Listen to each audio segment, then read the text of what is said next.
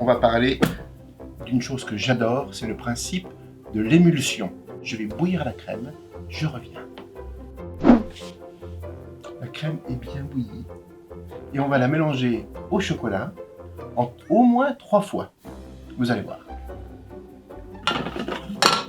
Premier ajout et on frictionne. C'est comme une mayonnaise, sauf que la mayonnaise, on ajoute l'huile et ici on ajoute l'eau, la crème. La matière grasse, le chocolat est déjà dans le cul de poule. Je l'ai juste fondu au bain-marie ou au four à micro-ondes. Le premier mélange, eh bien on voit qu'il est un tout petit peu granuleux parce qu'en fait il est encore gras puisque j'ai ajouté peu de crème. On continue à frictionner. Frictionner, c'est créer de la force comme pour faire une mayonnaise, mais là j'utilise pas de fouet. Deuxième ajout. Et là vous allez voir qu'il se passe quelque chose de parfois bizarre, de troublant, voire même ça fait peur. On a l'impression qu'on a fait une erreur. Eh bien non, c'est normal.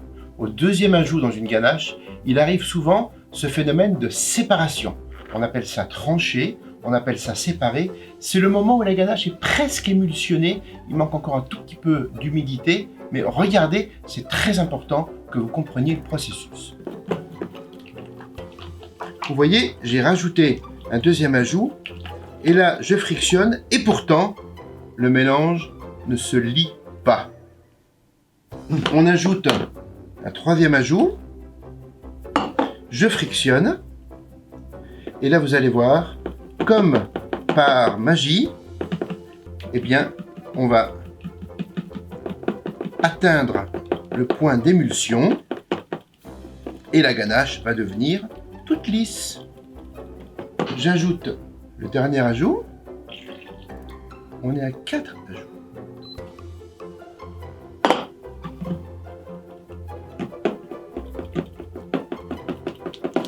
Regardez, juste de l'énergie et ça y est, la ganache, l'émulsion est arrivée. Vous voyez, elle est bien onctueuse, une vraie mayonnaise au chocolat. 3-4 ajouts, jamais moins. Jamais vous ne feriez une mayonnaise en ajoutant l'huile en une fois.